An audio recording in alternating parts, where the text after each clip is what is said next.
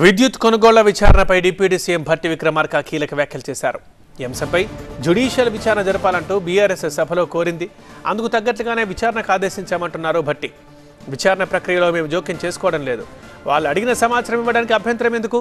Commission చైర్మన్ని తప్పుకోమని కోరడం దేనికి? విచారణకి బీఆర్ఎస్ ఎందుకు భయపడుతుందంటూ అడుగుతున్నారు భట్టి.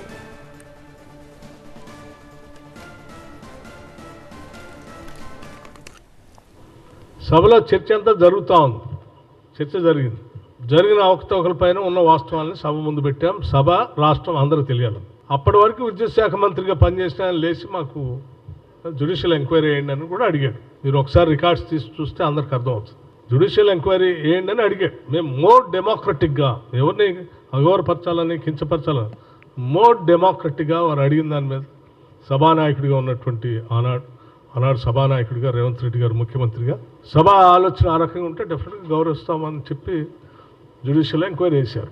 ఐవీఎఫ్ ఒక అధునాతన సంతానోత్పత్తి చికిత్స. అనేక దంపతులకు తల్లిదండ్రులు కావాలనే వారి కలను నెరవేర్చుకోవడానికి సహాయపడుతుంది. ఈ రోజే ఓఎస్ఎస్ ఫర్టిలిటీని సందర్శించండి. ఇదేదో కక్ష సాధింపు ధోరణితో రాజకీయ ఆలోచనతో వేసింది కదా. సభ ఆలోచనల మేరకు సాక్షాత్తు ఆయన విద్యుత్ శాఖ మంత్రిగా పనిచేసిన ఆయన ఆ పార్టీకి సంబంధించిన అడిగిన మేరకు గౌరవం చేసాము. ఆ వేసింది కూడా మేము నియమించింది కాదు కదా. It is judicial enquiry. So మేమెవరు ఇంటర్ఫియర్ కావట్లేదు. రోజువారీ కార్యకలాపాలు మాకు సంబంధం కూడా లేదు అది.